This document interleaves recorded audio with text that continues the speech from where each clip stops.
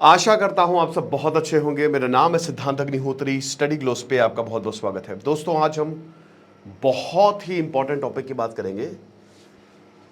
Donald Trump ने 25% tariff plus penalty Bharat के लिए अनाउंस कर दी है। तो क्या भारत को असर पड़ेगा? हम देखेंगे टाइम्स ऑफ इंडिया का अच्छा article, Indian express, India today, बहुत सारी चीजें। लेकिन आप ये देखिए, दो चीजें हैं। दूसरी चीज मैं दूसरे लेक्चर में कवर करूंगा। हालांकि इस लेक्चर के भी दो पार्ट है जो किसी लेक्चर में ही होंगे। पहले हम देखेंगे कि टैरिफ कितने हैं, कौन कौन से सेक्टर्स जो है वो इंपैक्ट होंगे। पिछले 3 से 4 महीने जब से डोनाल्ड ट्रंप आए तब से नेगोशिएशन चल रही है कि अमेरिका से फ्री ट्रेड डील हो जाएगी। हमने ससुर यूके से फ्री ट्रेड डील कर ली, लेकिन अमेरिका से नहीं कर पाया। और बिल्कुल सही बात है, क्योंकि एग्रीकल्चर और डेयरी सेक्टर ये बहुत ही इंपॉर्टेंट पॉइंट रहा है। हम इससे कतई कॉम्प्रोमाइज नहीं कर सकते मेरे भाई। एग्रीकल्चर और सरकार ने भी यही बोला है कि भाई देखो, जो उखाड़ना है उखाड़ लो। मुझे समझ में नहीं आ रहा है कि नरेंद्र मोदी क्यों पार्लियामेंट में ये नहीं कह रहे कि डोनाल्ड ट्रंप एक बहुत बड़ा झूठा आदमी, उनको सीधा सीधा बोल देना चाहिए। ठीक है, जो राहुल गांधी ने बोला, मैं उससे सहमत हूं कि डोनाल्ड ट्रंप को बोले, क्योंकि वो आदमी जो है वो भारत के पीछे पड़ गया। खैर, वो पूरी दुनिया के भी पीछे है, अपनी बीवी तक के पीछे है, तो खैर क्या ही बात करे। उसकी बीवी से नहीं बनती तो दुनिया से कहाँ बनेगी। तो डोनाल्ड ट्रंप जो है वो, उसने ये एक तो भारत और ऊपर से पाकिस्तान के साथ भी एक ऑयल रिजर्व डील साइन की है। ठीक है, तो ये जो ट्वीट है कि साउथ कोरिया जो है वो 25% है, और मैंने पूरी दुनिया के लीडर से बात की है, हर कोई अमेरिका के साथ बहुत ही खुश है, इस तरीके की बातें बोली हैं।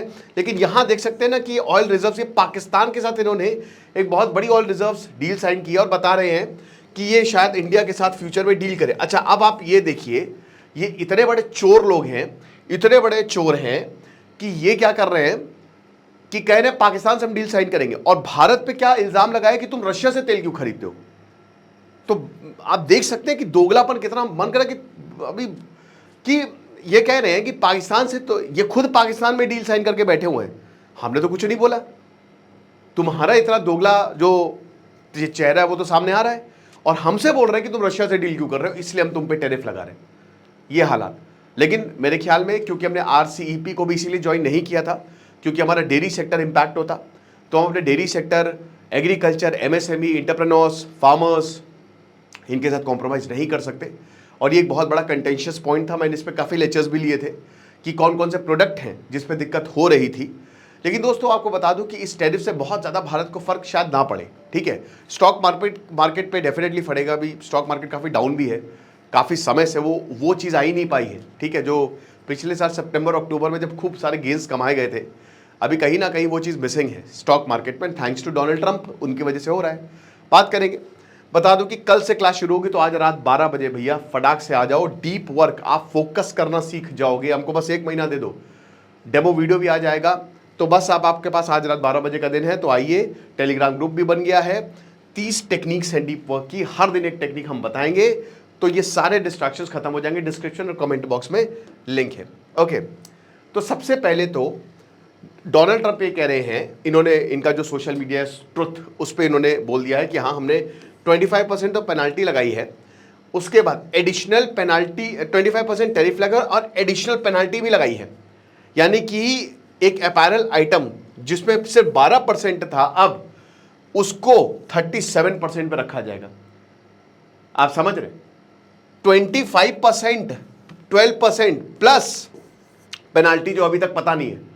अब पेनाल्टी कितनी लगेगी, मतलब हो सकता है कि ये सब कुछ मिला के 550% पे चला जाए। जो चीज़ 400 रुपए की मिलती थी अब 500, 550 रुपए की मिलेगी अमेरिका में। तो भाई जाहिर सी बात है कि उनका मार्केट प्रोटेक्टेड रहेगा। ये सारी चीज़ें बोली है कि, तो 4 मेन रीजंस दिए हैं कि आखिरकार ऐसा क्यों किया है। लेकिन उससे पहले दोस्तों, मैं आपको बताना चाहता हूं कि आखिरकार वो कौन कौन से सेक्टर्स हैं जो टैरिफ लिस्ट पे हैं। तो जो न्यूली अनाउंस्ड ड्यूटीज़ हैं उसमें ऑटोमोबाइल्स आएंगे, ऑटो कंपोनेंट्स आएंगे, steel, aluminium, smartphone, solar modules, marine products, James, jewellery, processed food, selected, सारे नहीं, कुछ प्रोसेस्ड फूड, एग्रीकल्चरल आइटम्स, तो सारे के सारे 25% लिस्ट पे हैं। फार्मास्यूटिकल, जिसपे भारत ने महारत हासिल की है पूरी दुनिया पर, सबसे ज़्यादा हमने फार्म सेक्टर स्पेशली कोविड के दौरान लीड किया है। सेमीकंडक्टर्स, क्रिटिकल मिनरल्स, इन सबको एक्सक्लूड किया गया है। तो जो ज़रूरी चीज़ें हैं, जैसे फार्मा हो गया, क्रिटिकल मिनरल्स हो गया, जिसको अमेरिका के समय बहुत ज़्यादा ज़रूरत है, उन सबको एक्सक्लूड किया गया है। बता दूं कि भारत का जो अमेरिका के साथ ट्रेड है वो $87 बिलियन का है, और भारत का ट्रेड सरप्लस है अमेरिका के साथ। अमेरिका को पैसे देने हैं भारत को। अच्छा, $100 बिलियन हमारा चाइना के साथ है, ठीक है, चाइना के साथ ट्रेड डेफिसिट है, बहुत बड़ा ट्रेड डेफिसिट है, राइट। वो $100 बिलियन और $20 बिलियन हम उनको बेचते हैं, वो $100 बिलियन हमको बेचते हैं। तो बहुत ही भयानक ट्रेड डेफिसिट चाइना के साथ है। तो सबसे पहले इसमें ऑटो और कंपोनेंट्स आएंगे। अब इसमें टाटा मोटर्स हो गई जो भारत की कंपनी है, भारत फोर्ज हो गई। जाहिर सी बात है कि अमेरिका में इनकी डिमांड ज़्यादा है, अभी धीमे धीमे बढ़ती जा रही है और ये अब डिक्लाइन होगी ही होगी, क्योंकि ये हाई वैल्यू व्हीकल्स हैं, महंगे मिलते हैं, ओके। और जॉब लॉसेस, अभी आपने टीसीएस को देखा, भाई जाहिर सी बात है अगर इतने टैरिफ लगाएंगे तो फिर तो जॉब लॉसेस होना तय है ना।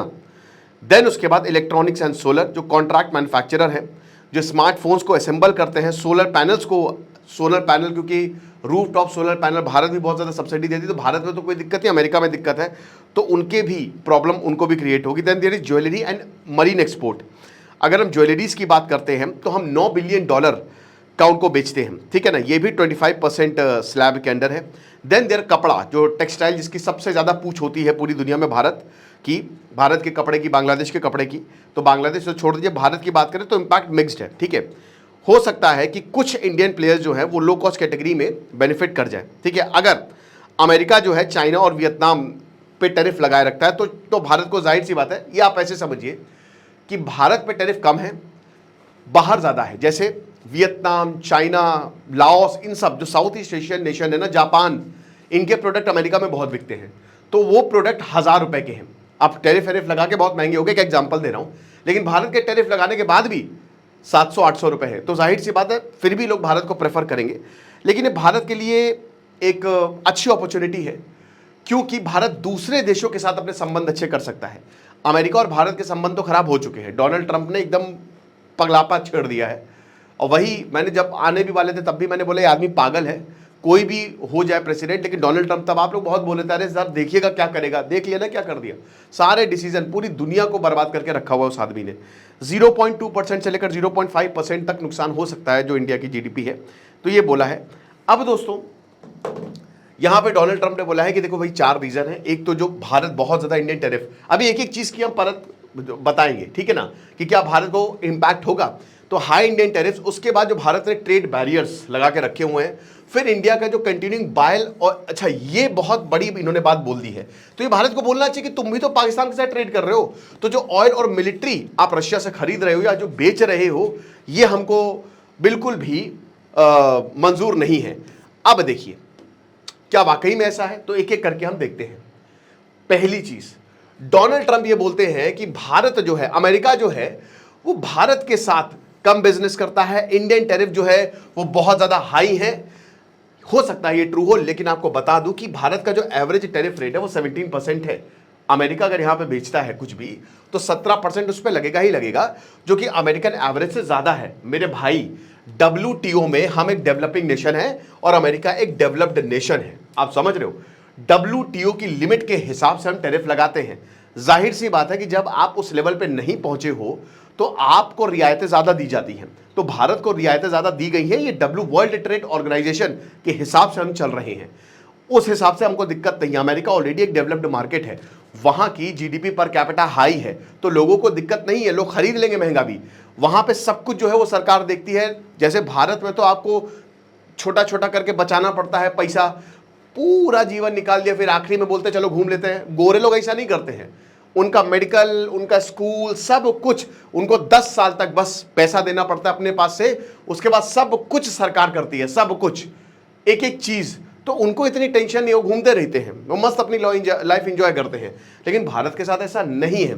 तो इंडिया का जो हाई टैरिफ है वो ट्रेड इंबैलेंस को एक्सप्लेन नहीं करता। जो बार बार बोलते हैं कि भारत ने बहुत हाई टैरिफ लगाए हैं, ये गलत है, नहीं लगाए हमने। नॉर्म्स के हिसाब से, WTO के रूल्स के हिसाब से ऐसे ही है और बहुत अच्छा है। चाइना जो है देखो $120 बिलियन, अगर ऐसा होता तो चाइना क्या $120 बिलियन के गुड्स जो है वो इंपोर्ट करता? ऐसा कुछ भी नहीं है दोस्तों। और आपको बता दूं कि अमेरिका जो है, it does not produce many globally competitive goods. ये बात ये भी आपको हैरान करेगी कि देखिए एग्रीकल्चर, पेट्रोलियम, कोल और कुछ हाईटेक प्रोडक्ट्स की बात करें ना, तो अमेरिका के प्रोडक्ट उतने अच्छे नहीं होते हैं, ऐसा नहीं है। तो इसीलिए भारत ने इन सब चीज़ों को ध्यान में रखते हुए टैरिफ लगाए हैं। दूसरी बात, ये बताते हैं कि भारत जो है वो स्ट्रेनस है, ऑब्नॉक्शियस है। नॉन टेरिफ बैरियर्स, अब नॉन टेरिफ बैरियर्स में आपके फूड सेफ्टी रूल्स आ गए, एनवायरमेंटल स्टैंडर्ड्स आ गए, डेटा रेगुलेशन आ गया। अब भाई ये तो हर कंट्री यूज करती है, अमेरिका भी यूज करती है, ठीक है। ये बोलते हैं कि नॉन टेरिफ बैरियर जो है इनका सबसे ज्यादा है, तो ये हर देश का है भाई। जो देश है वो भाई रेगुलेटरी कंसर्न्स समझते हैं एक दूसरे की, और उसी हिसाब से नॉन टेरिफ बैरियर जो है वो लगाते हैं।